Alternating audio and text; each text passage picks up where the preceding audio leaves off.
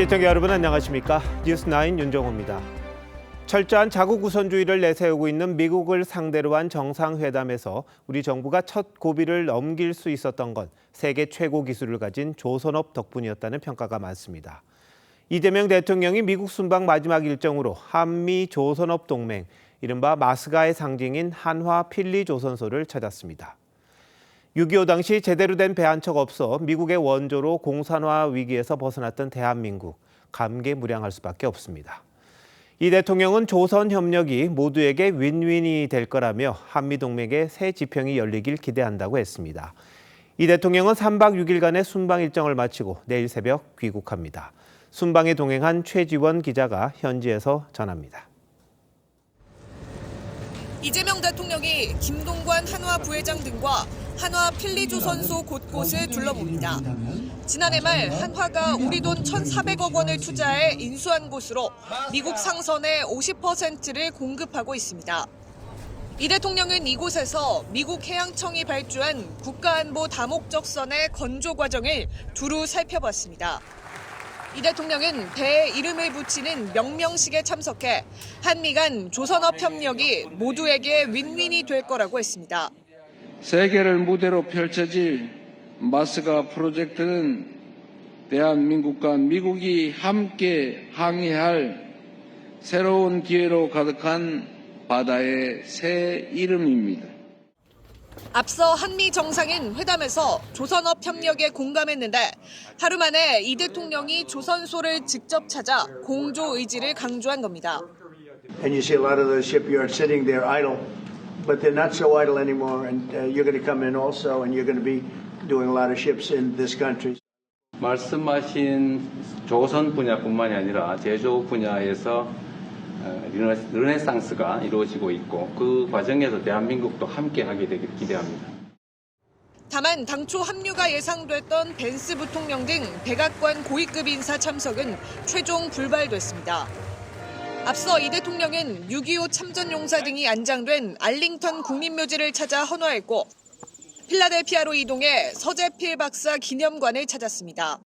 이재명 대통령은 오늘 3박 6일간의 순방 일정을 마무리하고 귀국합니다. 우리 시각 28일 새벽 도착할 예정인데 이후 여야 대표 등과 만나 회담 성과 또 앞으로 풀어야 할 숙제 등에 대해 설명하는 자리를 마련할 걸로 보입니다. 필라델피아에서 TV조선 최주원입니다. 보신 것처럼 미국과의 조선업 혁명, 마스가 프로젝트가 본격적으로 닻을 올렸습니다. 무려 1,500억 달러, 우리 돈 200조 원이 넘게 들어가는 대형 프로젝트인데 구체적으로 어떻게 진행이 되는지, 우리 조선업에는 어떤 영향을 미칠지 궁금증이 많습니다. 박상현 기자가 자세히 설명합니다. 지난해 한화그룹이 인수하며 마스가 프로젝트의 상징으로 떠오른 미국 필리조선소. 한화는 인수 금액의 50배에 달하는 7조 원을 이곳에 투자합니다. This is just the beginning. Hanwha is committed to being a partner in building the next chapter of American shipbuilding. 투자금은 배를 건조하는 독 2개를 추가로 만드는 것을 비롯해 조선소 내 생산 설비를 늘리는 데 투입되는데 연간 한 척 수준이던 건조 능력을 10척까지 늘린다는 계획입니다. 이에 발맞춰 한화해운은 필리조선소의 유조선과 LNG 운반선 등 11척을 발주했습니다. 시너지 창출을 위해 조선 자회사를 전격 합병한 HD현대 역시 미국 조선소 인수를 추진합니다. 자율운항 등 첨단 조선 기술도 미국 측과 함께 개발합니다. 국내 조선업 3위인 삼성중공업도 미국 군함 유지보수 사업과 한미 공동 건조에 나섭니다. 국내 조선사들이 마스가 프로젝트에 역량을 집중하면서 부작용도 우려됩니다. 미국 조선업 붕괴로 숙련 인력이 부족한 상황에서 과도한 시설 투자는 자칫 밑빠진 독에 물붓기가 될 수 있습니다. 어렵게 쌓은 우리 독자 기술이 미국에 유출될 가능성도 큽니다. 투자도 하고 노하우도 전수하고 이러다 보면 우리 조선업에서의 비교 우위나 생산성 우위가 미국에게 빠른 시간 내에 따라잡힐 수 있는 우리 조선업의 경쟁자를 우리 손으로 키울 수 있는. 우리가 마스가 프로젝트에 투입하는 돈은 1,500억 달러, 필리조선소 1,500개를 인수할 수 있는 금액입니다. TV조선 박상현입니다. 트럼프 미국 대통령은 한미 정상회담 바로 다음 날 3시간 넘게 국무회의를 주재하면서 우리 정부가 기존 무역 합의를 바꾸려고 시도했지만 자신이 지켜냈다고 말했습니다. 우리 입장에선 썩 반길 만한 상황은 아니죠. 무슨 뜻인지 미국 워싱턴 DC에서 백대우 특파원이 보도합니다. 트럼프 대통령이 한미 정상회담 다음 날 열린 국무회의에서 무역 협상 결과를 설명합니다. 한국의 개정 요구에도 기존 합의를 지켜냈다며 은근히 과시합니다. I heard there was a problem with South Korea, but we met yesterday and they're done. I don't even want to say it, but they wanted to see if they could do something. But they honored the deal, which is nice. 쟁점 내용을 밝히진 않았지만 미국의 유리한 조건으로 협상을 마무리했다는 의미로 풀이됩니다. 일각에선 우리 정부가 15%인 자동차 관세를 12.5%로 낮추려던 것을 애둘러 언급한 것으로 분석했습니다. 트럼프는 또 강한 의지를 보여온 농산물 수출에 대해서도 언급했습니다. We secured new market access for American agricultural exports all over the world. 러트닉 상무장관도 한국과 일본의 투자 유치가 트럼프의 관세 정책 덕분이라며 거들고 나섰습니다. We've negotiated $900 billion that they're giving you to invest in national and economic security in America. 올해 79살인 트럼프는 장장 3시간 17분 동안 생중계로 회의를 주재했는데 무역 협상 타결 등 정책 홍보에 대부분을 할애했습니다. 우리 정부는 한미 정상회담이 대단히 성공적이었다고 자평했습니다. 하지만 미국 측은 정부가 밝힌 내용과 다른 이야기를 계속하고 있어 조만간 추가 청구서를 내밀 수 있다는 우려가 커지고 있습니다. 미국 워싱턴 DC에서 TV조선 백대우입니다. 한미 정상회담 때 양국 정상은 김정은과의 대화 의지를 여러 차례 밝혔습니다만 북한은 묵묵부답입니다. 대신 자신들을 가난하지만 사나운 이웃이라고 한 이 대통령의 발언을 문제 삼으며 또다시 이름을 거론하며 비판했습니다. 비핵화 발언도 궤변이라고 일축했는데 비핵화를 언급했던 트럼프 대통령은 왜 비판하지 않는 건지 이채영 기자가 알아봤습니다. 이재명 대통령 발언은 지난 25일 미국 전략국제연구소 CSIS 연설 이후 대북 정책에 대한 질문에 답하는 과정에서 나왔습니다. 가난하지만 사나운 이웃은 그냥 억압한다고만 모든 게 해결되지는 않고 필요하면 적절하게 관리할 수단도 필요하지 않을까. 그게 훨씬 더 안전하지 않을까. 대북 유화책의 정당성을 강조하는 취지였는데 북한은 이 표현을 문제 삼았습니다.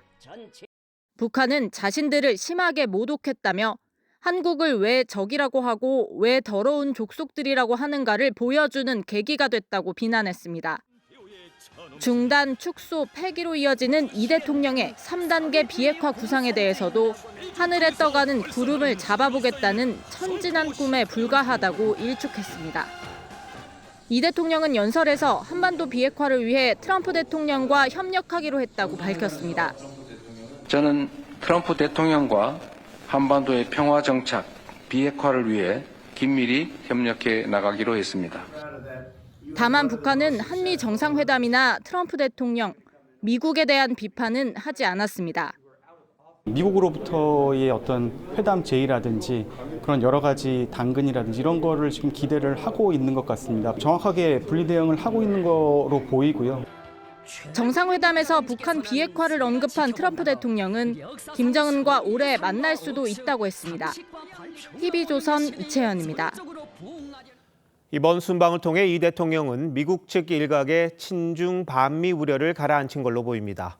그러자 이번엔 중국이 우리 정부를 겨냥해 제3국의 영향을 받지 않아야 한다며 미국과의 밀착 움직임을 경계하고 나섰습니다. 앞으로 이 문제에는 어떻게 대응해야 할지 고민이 많아질 듯합니다. 최원국 기자입니다. 미 정가에선 이재명 대통령 당선 이후 우리 정부가 친중, 반미 노선을 걸을 수 있다고 의심하는 시선이 적지 않았습니다. You're going to lean to China on economics. You're going to lean to the United States on security. 안보는 미국으로부터, 경제는 중국으로부터 양쪽 모두에게 이득을 취하려는 것 아니냐는 이른바 안미 경중을 언급한 겁니다. 하지만 이 대통령은 과거처럼 안미 경중을 취할 수는 없다며 한미 동맹을 더 우선시할 수밖에 없다는 취지로 말했습니다. 미국의 정책이 명확하게 이제 중국을 견제하는 방향으로 가면서 한국도 과거와 같은 태도를 취할 수는 없는 상태가 됐습니다. 미국 정가의 우려를 불식시키기 위한 발언이었다는 평가가 나왔지만 중국은 곧바로 불편한 기색을 내비쳤습니다. 중국 외교부는 중한 관계 발전은 양국 공동이익에서 기원한 것이라며 제3국을 겨냥하지도 제3국의 영향을 받지도 않는다고 밝혔습니다. 중국 관영 매체 황구시보의 표현은 더 직접적이었습니다. 황구시보는 오늘자 사설에서 한국이 미국의 반중 정책을 무비판적으로 따를 경우 경제적 손실뿐 아니라 안보도 불안해질 것이라고 지적했습니다.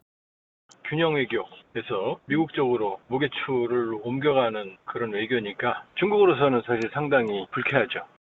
중국은 앞서 이 대통령이 보낸 중국 특사단에게 한국 내 반중 정서를 지적하기도 했습니다. TV조선 최원국입니다. 대통령이 한미 정상회담에 전념하는 사이 국내 정치는 난장판이 되고 있습니다. 거대 여당이 야당이 반대하는 쟁점 법안을 무더기로 일방 처리한 데 이어 오늘 본회의에서는 야당 추천 인권위원 선출안까지 부결시켰습니다. 여야가 각각 추천하는 경우 관례에 따라 지도부가 합의한 대로 처리해 왔는데 이마저도 힘을 과시한 겁니다. 국민의힘은 상임위 보이콧을 선언했습니다만 할 수 있는 게 사실상 없습니다. 먼저 오늘 본회의 모습 고이동 기자가 전합니다. 부결되었음을 선포합니다. 이상현 우인식 국가인권위원 선출안이 부결되자 본회의장에서 고성이 터져나옵니다.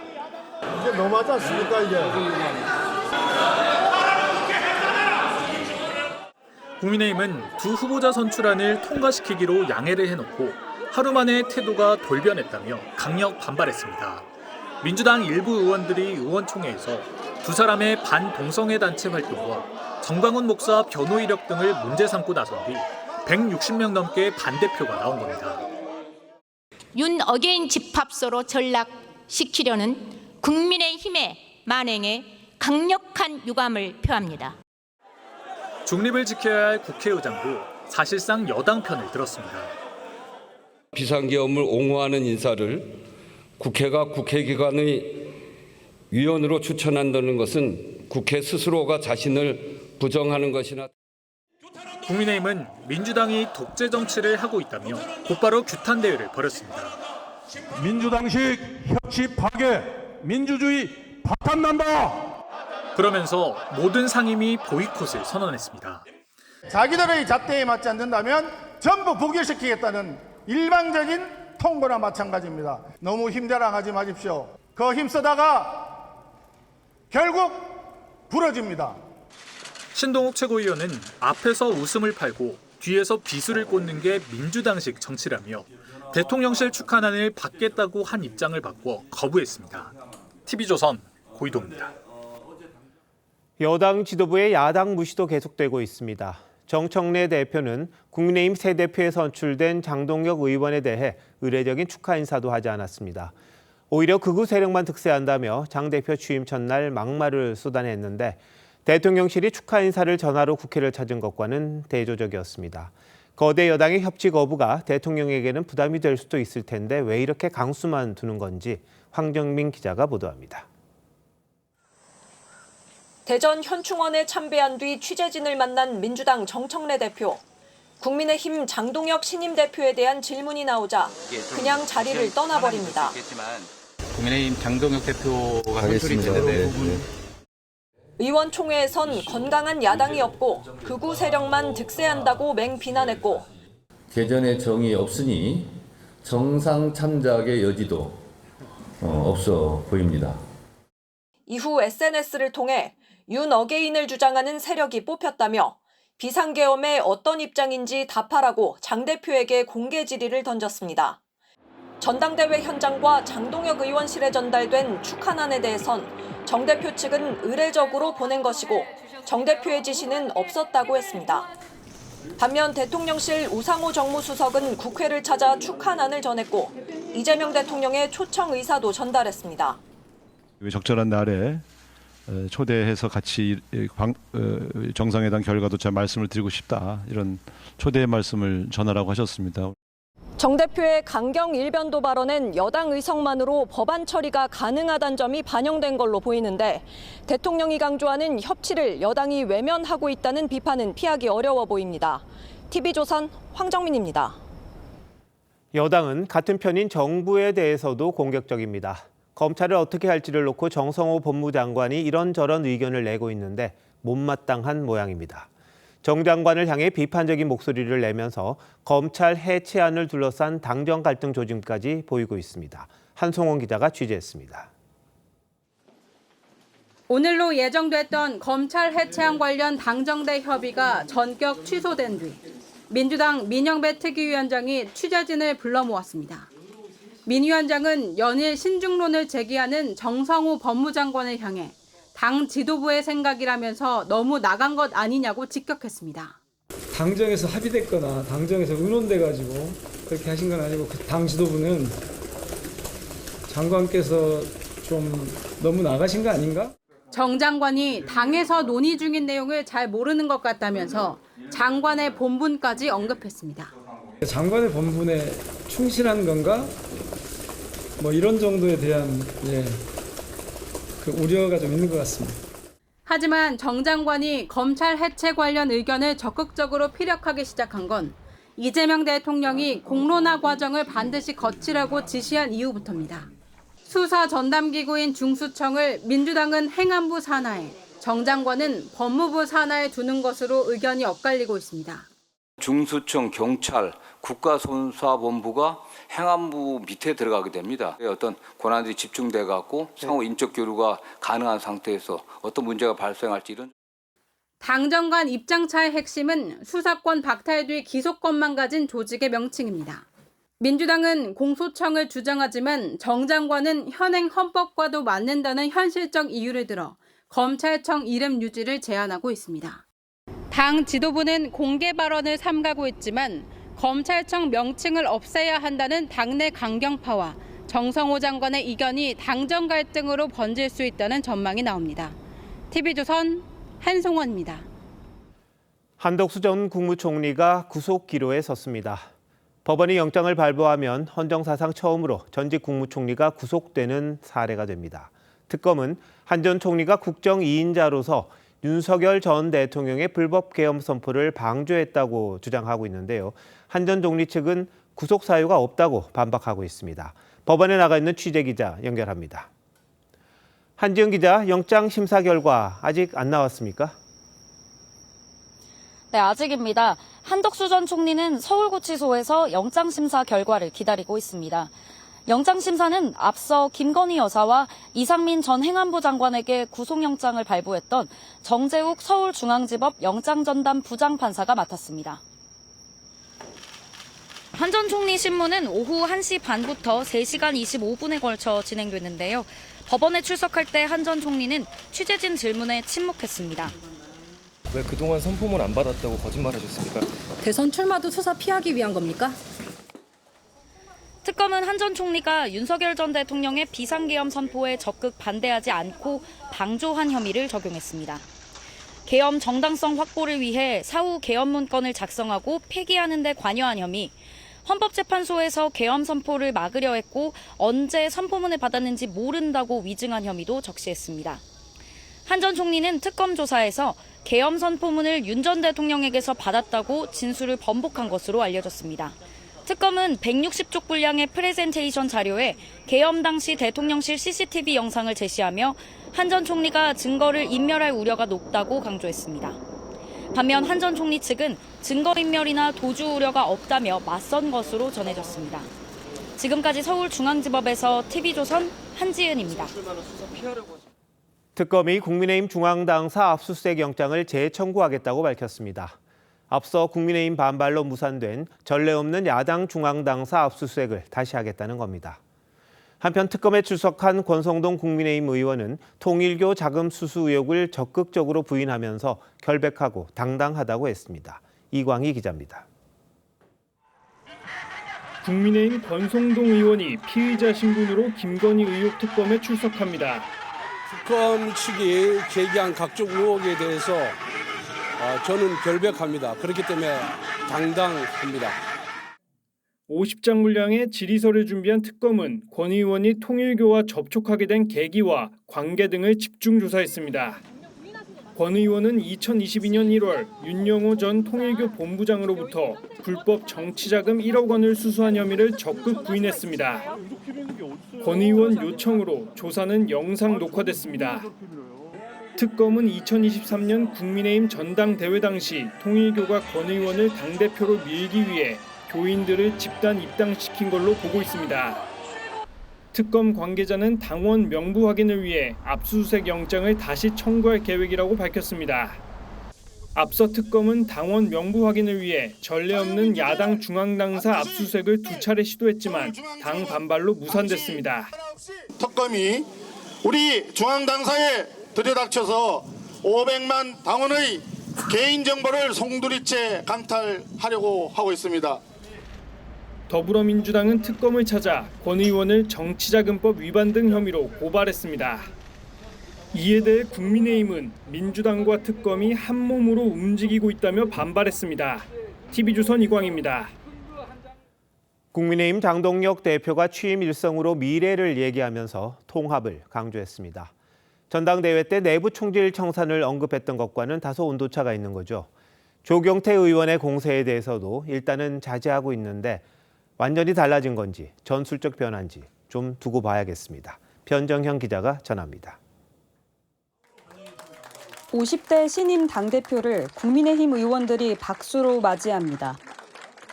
당대표 임기 둘째 날 의원총회에 참석한 장동혁 대표는 선거 기간의 일은 잊고 힘을 모으자고 호소했습니다.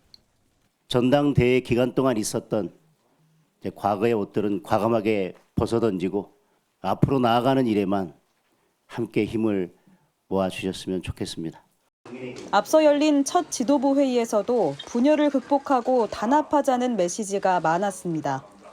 우리 당원 국민 여러분들이 저에게 명령하신 눈높이에 맞게 변화해야 되고 또 분열을 넘어서 포용해야 하고 화합해야 하고. 하지만 전대 기간 신경전을 벌였던 조경태 의원은 장 대표를 향해 내란당의 오명은 벗기가 어려울 것이라며 비판을 이어갔습니다. 장 대표는 전대 기간엔 내부 총질 세력은 함께 갈 수 없다고 했지만 오늘은 일일이 대응하지 않겠다고 했습니다. 다만 적절한 시점이 되면 결단하겠다고 했습니다. 적절한 결단이 필요한 시점이라면 제가 할 수 있는 결단을 하겠습니다. 과거는 문제 삼지 않더라도 향후 당론을 어기고 분열을 일으킬 경우 징계 등 조치에 나설 수 있다는 점을 경고한 걸로 해석됩니다. 친한계는 장 대표에 대해 일단 지켜보자는 입장입니다. 당분간은 장 대표 중심으로 당 쇄신 작업이 이뤄질 수밖에 없는 만큼 초반부터 갈등 구도를 만들진 않겠다는 의미로 보입니다. TV조선 변정현입니다. 장관 후보자 검증으로 이어갑니다. 최교진 교육부 장관 후보자의 과거 정치 편향 발언이 또 드러났습니다. 최 후보자는 18대 대선에서 문재인 후보가 패배하자 부끄러운 부산이란 글을 공유했는데 광주와 대구를 비교하며 지역 감정을 조장하는 듯한 내용이 담겨 있었습니다. 야당은 영남 비하라며 자진 사퇴를 촉구했습니다. 이태희 기자의 단독 보도입니다. 2012년 대선에서 문재인 전 대통령은 박근혜 전 대통령에게 3.53%포인트 차로 패했습니다. 정치적 고향인 부산에선 격차가 20%포인트로 더 컸습니다. 자신의 근거지에서 좀 지지받는 것은 대단히 중요한 것 같습니다. 아직 우리 부산 경남 이 지역에서 정치적 소수파이거든요. 당시 충남교육연구소 이사이던 최교진 교육부 장관 후보자는 문 전 대통령의 패배를 아쉬워하는 지인의 글을 SNS에 공유했습니다. 해당 글엔 여전히 부끄러운 부산이라며 책임을 부산에 돌리는 듯한 표현이 담겼습니다. 두 후보가 각각 광주와 대구에서 몰표를 받은 걸 언급하며 광주는 정의를 선택한다, 시민 정신이 다르다며 두 지역을 비교하는 내용도 있었습니다. 야당은 영남을 비하하고 지역 감정을 조장하는 발언에 동조한 사람에게 교육수장 자격이 있느냐고 지적했습니다. 만국병인 지역 감정을 부추긴 사람이 어떻게 교육부 수장이 될 수 있습니까? 대국민 사과하고 즉시 사퇴해야 한다고 생각합니다. 최 후보자는 또 천안함 음모론을 공유해 논란이 됐는데 과거 2003년부터 5년 동안 16차례나 방북 승인을 받고 방북했던 사실도 드러났습니다. 최 후보자는 SNS에 평양에 도착한 뒤 감동 눈물이 흘렀다는 소감을 전하기도 했습니다. 최 후보자 측은 잦은 방북 이유에 대해 민족화해협력 범국민협의회 업무 때문이라고 밝혔습니다. TV조선 이태희입니다. 고속도로 터널 안에서 트럭 한 대가 빗길에 미끄러지며 오중 추돌 사고가 났습니다. 화물칸에 실려있던 마늘이 도로로 떨어지며 30대가 넘는 차들이 급정거를 하면서 사고가 커진 건데요. 위험한 터널 속에서 시민 2명이 필사적으로 수신호를 보내 추가 사고를 막았습니다. 김태준 기자입니다. 1톤 화물차 한 대가 빗길에 미끄러지더니 터널벽을 들이받고 넘어집니다. 이후 30여 대 차들이 급정거를 하거나 휘청이며 아찔한 상황이 이어집니다. 계속해 추돌을 피하는가 싶더니 트럭 한 대는 중심을 잃고 벽과 충돌하고 이어 4대가 잇따라 앞선 차나 벽을 들이받습니다. 터널 노면이 비에 젖어 있던 데다 넘어진 트럭에서 마늘까지 쏟아져 도로는 더 미끄러웠습니다. 마늘인데 진동을 할 정도로 다 떨어져 있었고 노면 미끄러운 것도 있고 복합적으로 아마 됐을 수도 있습니다. 급정거한 차량 중에는 초대형 트럭도 섞여 있어 자칫 큰 인명피해로 이어질 뻔했습니다. 사고를 줄이는 데에는 2시민의 필사적인 수신호도 한몫했습니다.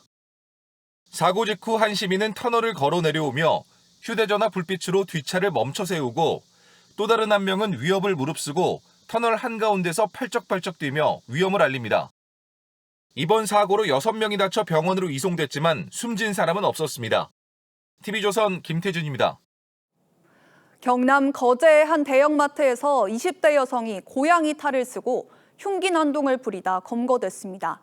다행히 인명피해는 없었지만 가족 단위 손님이 많은 마트에서 어린이들을 향해서 돌진하는 모습을 보이며 손님들은 공포에 떨어야 했습니다. 이성진 기자입니다. 고양이 탈을 쓰고 분홍색 장갑을 낀 사람이 마트 안으로 들어옵니다. 여기저기를 돌아다니다 갑자기 양손에 흉기를 들고 나타납니다. 이를 본 아이들이 도망가자 쫓아갑니다. 흉기를 치켜들고 위협하는 신용도 합니다. 직원들이 우산을 들고 진정하라며 말리지만 기세에 눌려 뒤로 물러납니다. 잠시 뒤 방패와 3단봉 등으로 무장한 경찰들이 도착하고 버리세요. 곧바로 난동범을 제압합니다. 선생님 지금 1시간 으로 공공장소 흉기 소지자로 공연을 시작합니다. 3명은 이제 앞에서 방패를 들고 시선을 끌고 테이저를 찬 나머지 인원이 뒤로 돌아서 10분간 난동을 부리다 검거된 20대 여성은 범행 동기를 묻는 경찰의 질문에 장난을 치듯 반응합니다. 들고 있었어요. 경찰은 여성을 강제 입원시키고 조사를 일단 중단했습니다. TV조선 이성진입니다. 최근 인도나 횡단보도로 차량이 돌진하는 사고가 잇따르면서 급발진 같은 차량 이상인지 운전자의 실수인지를 두고 시비가 끊이지 않고 있죠. 이런 논란을 막기 위해 부산에서 처음으로 시내버스에 페달 블랙박스를 설치했다고 합니다. 하동원 기자입니다. 파란불이 켜지자 사람들이 횡단보도를 건넙니다. 그런데 갑자기 시내버스 한 대가 속도를 줄이지 않은 채 그대로 지나갑니다. 이 사고로 보행자 2명이 숨지고 오토바이 운전자 등 2명이 다쳤습니다. 60대 버스기사는 제동장치가 제대로 작동하지 않았다고 경찰에 진술했는데 국가수는 차량 이상인지 페달 오조작인지 정확한 사고 원인을 밝히기 위해 조사하고 있습니다. 해당 버스 업체는 논란이 반복되는 걸 막기 위해 버스에 페달 블랙박스를 설치했습니다. 버스 페달 블랙박스는 이렇게 운전석 핸들 바로 밑에 설치되어 있습니다. 녹화 영상을 통해 운전자가 사고 당시에 어떤 페달을 밟았는지 알 수 있습니다. 사고 나고 나서 헷갈리는 부분이 있었는데 요 블랙박스를 밑에다가 설치함으로 인해 가지고 그 부분이 앞으로 해소가 되고 페달 블랙박스는 우선 5대에 설치했는데 1년간 시범 운영해본 뒤 전체 시내버스 2,500여 대에 설치할지 결정할 계획입니다. 앞서 지난 4월 경기도 화성도시공사는 전기 공영버스 25대에 페달 블랙박스를 달아 운영하고 있습니다. 불안감에서 좀 더 이제 정확하게 알 수 있는 포인트들이 있으니까 훨씬 더 마음 편해하시고 운전하는데. 한국교통안전공단은 지난해 서울택시 155대에 시범 설치하는 등 급발진 오조작 논란에 페달 블랙박스 설치가 잇따르고 있습니다. TV조선 하동훈입니다. 수사기관을 사칭하는 보이스피싱 조직들은 피해자들이 사기를 알아차릴까 봐 외부와 연락을 차단하고 특정 장소에 숨으라고까지 지시하는데요. 얼마나 세뇌를 시켰는지 이달 초에는 의사 2명이 잇따라 이틀 동안 외부와 연락을 끊고 숙박업소에 들어가 돈을 보내려다 구출된 일도 있었습니다. 어떤 수법인지 잘 살피셔야겠습니다. 허유하 기자의 단독 보도입니다. 경찰차 한 대가 숙박업소 주차장으로 들어갑니다. 경찰이 지난 6일 이른바 셀프 감금 보이스피싱 피해자인 대학병원 의사를 구출하러 가는 모습입니다. 피해자는 고소장이 접수돼 등기를 받아야 한다는 우체국 직원 사칭범의 전화에 이어 범죄에 연루돼 구속될 수 있으니 아무한테도 말하지 말고 모텔로 가라는 중앙지검 검사의 연락을 받았습니다. 피해자는 결국 이틀간 경기 부천시의 한 모텔에 투숙하며 외부와 접촉을 단절했습니다. 보이스피싱 조직에게 심리적으로 지배당해 셀프 감금을 한 겁니다. 다행히 가족 신고를 받고 출동한 경찰이 제때 구출해 금전 피해는 없었습니다. 공포심이 더해질수록 금전적으로 탈출하기 훨씬 더 쉽잖아요. 길들이기가 쉽고 얼마나 무섭고 불안해지겠어요. 또 다른 의사 B씨도 중앙지검 검사를 사칭한 전화를 받고 셀프 감금을 하다 1억 원 송금 직전 구출됐습니다.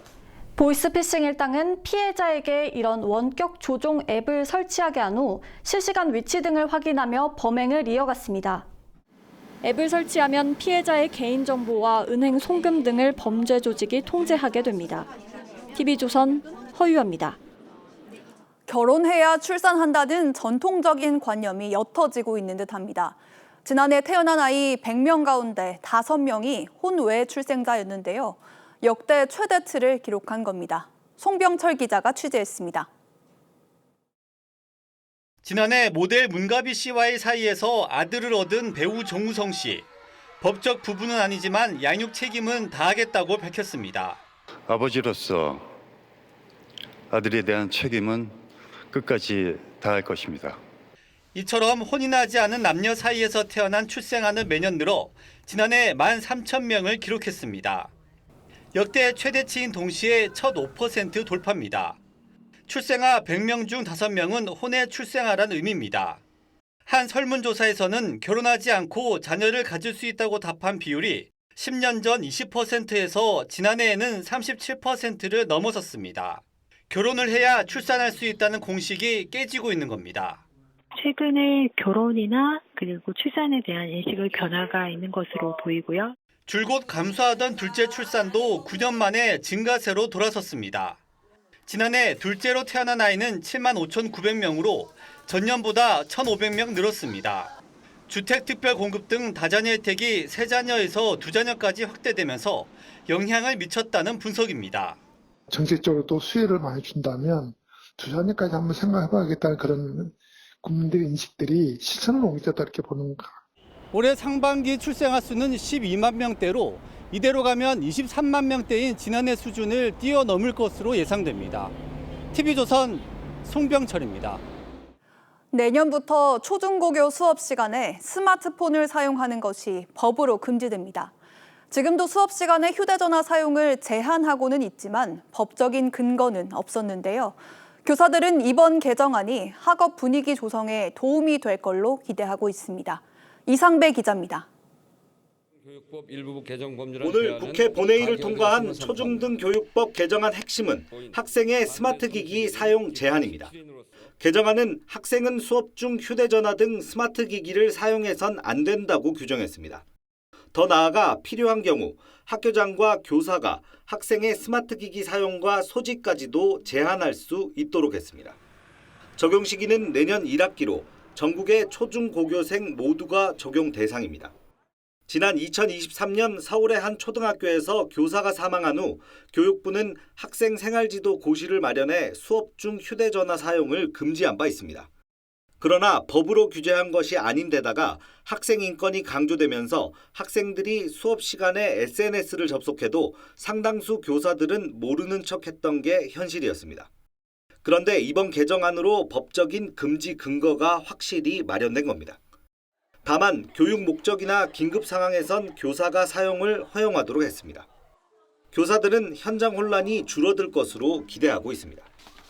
고시가 아닌 법률로서 제한 근거가 마련되었기 때문에 관련 민원이 상당 부분 줄어들 것으로 기대하고 있습니다. 하지만 개정안이 학교에서 휴대전화 소지 자체를 금지한 것은 아니어서 스마트 기기를 걷고 돌려주는 방식 등이 학교마다 다를 경우 형평성 논란이 일 수도 있다는 우려가 나옵니다. TV조선 이상매입니다. 노란봉투법이 국회를 통과한 지 사흘째죠. 원청을 향한 노동계의 압박은 업계를 가리지 않고 본격화하는 모양새입니다.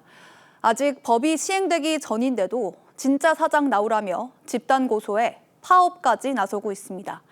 유예 기간으로 돈 6개월 동안 혼란은 더 가중될 전망입니다. 오현주 기자입니다. 네이버 산하 6개 손자 회사 근로자들이 네이버로 인정하라고 적힌 피켓을 들고 본사 사옥 앞에 모였습니다. 임금 협상이 결렬된 책임이 원청인 네이버에 있다며 본사가 나서라고 압박했습니다. 결국에는 네이버의 6개 법인의 교섭의 당사자는, 회사의 당사자는 원청인 네이버가 나와야 된다. 현대제철 하청업체 비정규직 노조는 현대제철 대표이사 등을 파견법 위반 혐의로 고소했고, 발전소 비정규직 노동자들은 총파업을 열고 정규직 전환을 요구하고 나섰습니다. 하청을 없애고 비정규직을 정규직화하는 방법밖에 없습니다. 노란봉투법 통과를 계기로 국내 주요 산업에서 하청 비정규직 노조의 직접 교섭 요구가 본격화한 겁니다. 정부와 여당은 노란봉투법 부작용이 제한적이라고 했지만 법조항에 모호한 곳이 많아 노사 갈등이 거세질 거란 전망이 많습니다. 실질적이고 구체적인 지배력을 가진 사용자에게 교섭을 요구할 수 있게 했는데 이 기준에 대해 벌써부터 노사 간의 다른 해석이 나옵니다. 공장을 이전하려고 한다고 했을 때에 거기에 반대하는 시민단체라든지 등등의 이렇게 무한 확장이 가능하고요. 노란봉투법 통과 후 벌인 주한외국기업연합회의 조사에서 한국에 진출한 외국기업의 3곳 가운데 한 곳은 투자 축소나 철수를 고려하는 것으로 나타났습니다. TV조선 오현주입니다. 한미 정상회담 직전 한국에서 숙청이 일어난 것 같다는 트럼프 대통령의 돌발 메시지, 해프닝으로 끝났습니다. 하지만 트럼프 대통령 주변에 있는 이른바 메가 인사들의 입김이 무시할 수 없는 수준이란 점을 확인시켜줬습니다. 우리 정부가 이런 상황을 어떻게 관리하느냐도 앞으로의 한미 관계에 상당한 영향을 미칠 걸로 보입니다. 최민식 기자가 취재했습니다. 칼럼니스트인 고든창 변호사가 지난 15일 미국 정치 매체 더 힐에 기고한 글입니다. 한국의 특검팀이 미 공군 정찰기 레이더 데이터 관련 정보를 압수했다거나 종교시설을 급습했다는 등의 내용입니다. 트럼프 대통령은 실제로 정상회담 직전 비슷한 취지의 글을 SNS에 올렸고 고든창 변호사는 해당 글에 감사를 표하기도 했습니다. Very vicious raids on churches by the new government in South Korea. That they even went into our military base and got information. 고든창 변호사는 트럼프 대통령의 핵심 지지층인 이른바 메가 진영의 대표 인물 중 한 명으로 꼽힙니다. Is that Gordon? Yes, is that Gordon? The great Gordon Chang? Is that Gordon? Stand up, Gordon. Wow. We have everybody here today. How am I doing on China? Am I doing good? Am I doing good on China? 메가 진영 일각에선 이재명 대통령이 중국 공산당과 연결돼 있다는 주장도 해왔습니다. 트럼프 대통령과 절친한 것으로 알려진 인플루언서 로라 루머는 지난 6월 이 대통령 당선 직후 공산주의자들이 한국을 접수했다고 했고, 스티브 배너는 중국 공산당에 의한 부정선거론을 설파하기도 했습니다. 이 때문에 여권에선 트럼프 대통령을 비롯한 미국 조야가 이들의 음모론에 영향받지 않도록 정부 차원의 관리 필요성이 제기되고 있습니다. 강훈식 비서실장이 한미 정상회담에 맞춰 미국으로 가 수지와이스 백악관 비서실장과 핫라인을 구축한 것도 이와 무관치 않다는 관측이 나옵니다. TV조선 최민식입니다. 한미 정상회담에서 트럼프 미국 대통령이 군사장비 주요 구매국인 한국과 논의할 게 많다고 했었죠. 무기를 판매하겠다는 의사를 보인 겁니다. 우리가 도입할 만한 미국 무기는 뭐가 있는지 신유만 기자와 따져보겠습니다. 신 기자, 트럼프 대통령이 B2 폭격기를 아주 자랑을 많이 했잖아요. 우리가 살 수 있습니까? B2는 세계 최강의 스텔스 폭격기로 불리지만 아쉽게도 우리가 구매할 수는 없습니다. 수출이 제한되는 전략 자산으로 분류돼 있기 때문인데요. 미국은 국가안보와 기술 유출 방지를 위해 핵무기, 첨단 항공기, 우주기술 등의 수출을 막고 있습니다. 역시 현존 최강이라고 평가받는 F-22 전투기도 마찬가지로 수출 제한 품목입니다. 그만큼 미국의 군사 기술이 훌륭하다, 이걸 자랑하는 홍보성 발언이었던 모양이군요. 그럼 우리가 가장 필요하고 살 수 있는 무기는 뭐가 있습니까? 미국의 최신 기술이 적용된 첨단 무기의 확충이 필요합니다. 위성과 무인 정찰기, 레이더를 아우르는 감시 정찰 자산은 미군과 우리 군의 격차가 가장 큰 분야로 평가받고 있습니다. 공중급유기나 F-35 전투기, 또 하늘의 지휘소라고 불리는 지휘통제기는 이미 우리 군도 운영 중이지만 추가 도입의 필요성이 나오고 있습니다. 스텔스 전투기는 다양하게 쓸 수 있고 또 북핵 대응에도 상당히 유용하기 때문에 F-35는 추가로 도입을 해도 우리에게는 상당히 전력 도움이 돼요. 그런데 북한이 핵무장을 점점 고도화하고 있잖아요. 전술핵을 재배치할 수는 없는 겁니까? 전술핵을 다시 들여올 수만 있다면 우리 국가안보에 큰 도움이 된다, 이렇게 말할 수 있겠지만 미국은 수십 년 동안 지속해온 핵 확산 방지 기조가 있기 때문에 신중한 모습을 보이고 있습니다. 2023년에 한미 정상이 발표한 워싱턴 선언에는 북한이 한국에 핵 공격을 할 경우 미국은 핵을 포함한 역량을 총동원해서 지원한다라고 했는데요. 당시 우리 대통령실에서 이게 사실상의 핵 공유라고 주장했는데 미국에서 황급히 부인한 적도 있었습니다. 쉽지 않은 문제로 보이네요. 그럼 핵 잠수함은 어떻습니까? 핵 잠수함은 다른 문제입니다. 소형 원자로를 동력원으로 쓰는 핵 추진 잠수함이라 핵 확산 금지 조약에 위반되지 않습니다. 다만 군사적 목적의 핵 개발을 금지하는 한미 원자력 협정이 있어서 미국의 협조가 필요한데요. 2021년에 미국, 영국과 함께 핵 잠수함을 도입한 호주의 선례가 있어 아예 불가능한 일은 아닙니다. 핵 잠수함은 기존의 디젤 엔진 잠수함보다 속도는 3배 이상 빠르고 훨씬 오랫동안 잠수할 수 있습니다. 디젤 잠수함이라는 것은 배터리가 충전 시간이 지나면 다시 물 위로 올라와서 배터리를 충전해야 돼요. 원자력 잠수함은 계속해서 원자력을 가동시킬 수 있기 때문에 그런 것이 필요 없이 네, 미국이 군사 대국이다 보니까 기술도 상당히 발전돼 있을 거는 맞는 것 같은데, 근데 만약 미국 무기를 우리가 도입을 할 때 주의해야 될 점, 그런 건 없습니까?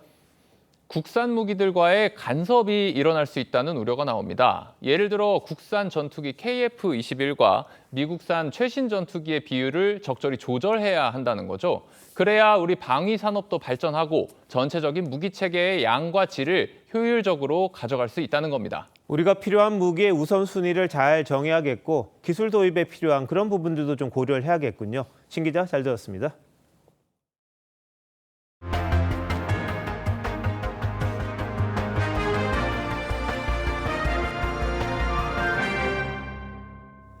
지하철과 시내버스가 다니지 않는 골목 구석구석을 이어주는 서울 마을버스의 무료 환승이 중단될 위기입니다. 전체 140개 조합이 적자가 심하다며 무료 환승 체계에서 탈퇴하겠다고 압박하고 있는 건데요. 서울시는 일단 선을 그었습니다. 장혁수 기자가 보도합니다. 마을버스가 도착하자 카드를 찍고 탑승하는 시민들. 환승입니다. 다음 달부터는 무료 환승이 중단될 수 있습니다. 서울 시내 140개 마을버스 운송조합이 한 해 적자가 1,000억 원에 달한다며 서울시가 재정 지원을 확대해주지 않으면 환승 체계에서 이탈하겠다고 선언한 겁니다. 계속 서울시가 무책임하게 무일관 한다면 저희는 어쩔 수 없이 서울 시민의 이런 불편함을 안고서라도 환승 탈퇴할 수밖에 없는 입장이라고 저희 말씀드립니다. 조합은 현재 서울시 지원액이 운송 원가의 약 75%에 불과하다며 최소 25% 인상하거나 아예 요금을 올려줄 것을 요구하고 있습니다. 서울 마을버스 요금은 1,200원으로 경기 1,450원, 광주 1,250원 등 다른 자치단체에 비해 전국 최저 수준입니다. 하지만 서울시는 마을버스 운송 수입이 오히려 늘었고 재정 지원으로 흑자를 내는 업체도 꾸준히 늘어나고 있다며 조합의 요구에 일단 선을 그었습니다. 시민들은 무료 환승이 중단될까 걱정입니다. 안 그래도 교통비가 많이 나오는데 또 환승이 좀 크게 줄여주잖아요. 걱정이 됩니다. 조합 측은 모레까지 집회를 이어가며 서울시를 압박할 예정입니다. TV조선 장혁수입니다. 일본 후지산이 조만간 폭발할 수 있다는 전문가들의 경고, 어제 오늘 일이 아닌데요. 일본 정부가 대규모 분화를 가정해 만든 동영상을 공개했습니다. 화산재로 어두워진 도시와 붕괴하는 건물 등 피해 상황을 고스란히 표현하며 사전 대비 필요성을 강조했습니다. 최윤정 기자가 소개합니다. 거대한 화산재 기둥이 솟구칩니다. 시뻘건 용암도 산줄기를 타고 흘러내립니다. 화산재가 30cm 이상 쌓인 목조 건물은 무게를 견디지 못하고 무너져 내립니다. 일본 정부가 후지산 분화를 가정해 컴퓨터 그래픽으로 제작한 영상을 공개했습니다.噴煙や溶岩の塊が崩れ落ち、高温の火山灰や砕けた岩などが一体となって、時に時速100キロを超えるスピードで流れ下ります。 이 시나리오에 따르면 화산이 폭발하면 화산재가 3시간여 만에 수도권에 도달해 철도 운행이 중단되고 정전이 발생할 수 있습니다. 당국은 구체적인 대피 방법을 소개하면서 일주일분의 식량 비축을 권고했습니다. 防災マップ等で避難号とかそういった位置の確認をしてですね、何かあった場合にとっさに退避できるような事前の下調べというのが大事じゃないかなと思います。 과거 30년 주기였던 후지산 분화는 1707년 이후로는 300년 넘게 멈춘 상태입니다. 응축된 시간이 긴 만큼 폭발하면 피해 규모가 클 것으로 우려되고 있습니다. そうすると次の噴火はもういつ起こっても不思議はないというふうに思いますね。富士山は若い活火山ですからね、必ず噴火します。 전문가들은 화산이 분화하면 당국 발표만 기다리지 말고 빠르게 대피하는 게 중요하다고 강조했습니다. TV조선 최윤정입니다. 트로트의 역사를 새로 쓴 미스터 트롯 3의 톱7이 미국 로스앤젤레스의 유서 깊은 공연장에서 특별한 콘서트를 열었습니다. 두 차례 공연 2,400석이 매진될 정도로 현지 관람객들의 호응이 뜨거웠다는데요. 박소영 기자가 보도합니다. 한낮에 햇볕을 뚫고 공연장 입장을 기다리는 사람들. 풍선과 반짝이로 응원 차량을 꾸린 팬 군단도 등장했습니다. 미스터 트롯 3 톱7이 100년 역사를 자랑하는 LA 윌셔이벨 극장을 뜨겁게 달궜습니다. 군복무종이던 남승민이 전역하면서 선보인 오랜만에 완전체 무대입니다. 진 김용빈은 절절한 가사가 돋보이는 태진아의 애인으로,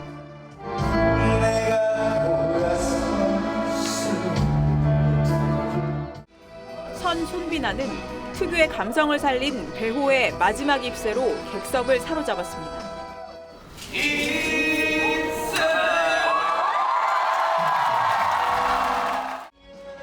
미 천록담의 선곡은 미스터 트롯 최고의 히트곡인 나훈아의 님의 등불이었습니다.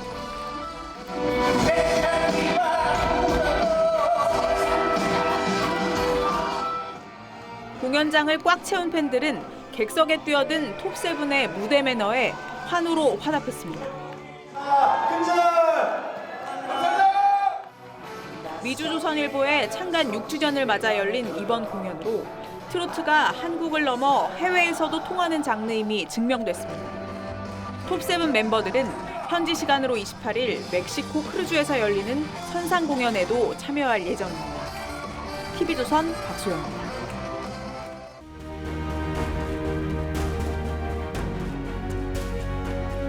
왕후장상이 아니라 이름 없는 잡초가 역사의 주인공이 되는 순간이 있습니다. 军爷，你要拿走他，我们全家就没命了。军爷，靠住！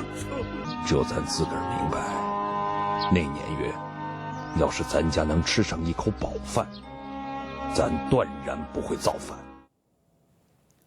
거지 소년 주원장, 굶주림 끝에 홍건적의 깃발을 들고 마침내 명나라 황제가 됐습니다. 변혁의 시대가 사람을 만든 거죠. 어제 국민의힘 전당대회에서 1.5선 장동혁 의원이 당대표에 선출됐습니다. 당원 여러분들께서 만들어주신 승리라고 생각합니다. 재선이지만 정치 경력 4년에 사실상 신인입니다. 가난의 역경을 딛고 일어선 입지전적 인물이기도 합니다. 그러나 정치의 길은 동화가 아닙니다. 한동훈 전 대표가 0.5선의 장 의원을 사무총장에 깜짝 발탁해 무게감을 키웠지만 계엄 이후에는 반탄 단일 대우의 맹장이 됐습니다. 계엄은 반국가 세력에 맞서서 자유민주주의를 지키라는 시대적 명령입니다. 같은 반탄이면서도 찬탄봐도 않겠다는 김문수 후보와 겨우 0.5%포인트 차로 이겼습니다. 민심보다 당심에 기댄 승리였습니다. 내부 총질 세력까지를 다 품자는 막연한 통합이 아니라 단일 대우를 계속 말씀드리고 있습니다. 이제부터 국민의힘을 혁신하겠습니다. 미래로 나아가겠습니다. 혁신을 말하지만 지금까지 마법 반지 같던 반탄은 국민의 바다를 건너는데 오히려 암초가 될 수 있습니다. 아스팔트 우파에 갇힌 갈라파고스 정당으로 전락해 뭘 얻을 수 있겠습니까? 老百姓是在一尊的天，谁要祸害百姓，谁都天理难容，谁就不配当义军，更不配当人。 거지 소년 주원장은 어떻게 황제가 됐을까요? 정치의 진리는 어쩌면 단순합니다. 순천자 흥, 역천자 망. 민심에 순응하면 흥합니다. 거스르면 망합니다. 시대가 사람을 만들지만 그 시대는 또 민심이 만듭니다. 8월 27일 윤정호 앵커 칼럼 흥망제민이었습니다.